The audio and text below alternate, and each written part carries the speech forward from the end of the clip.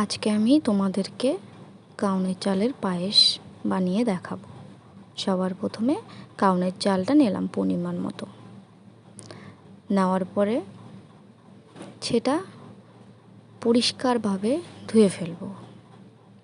ধুয়ে ফেলার পরে আমি কিন্তু গ্যাসে দুধ জাল দেওয়ার জন্য বসিয়ে দিয়েছি। দুধটা গরম হয়ে গেছে, তার মধ্যে দেব কাউনের চাল।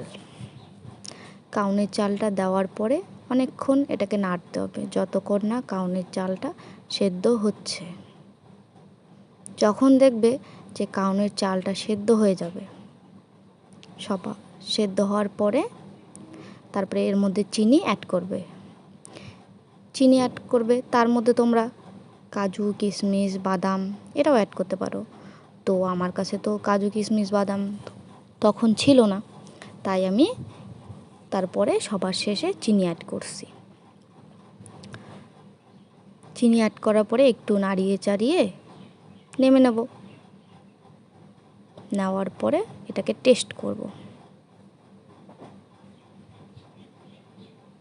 এটা হচ্ছে কাউনের চালের পায়েস, অনেক টেস্টি। তো সবাই বানিয়ে খেও বাড়িতে প্লিজ।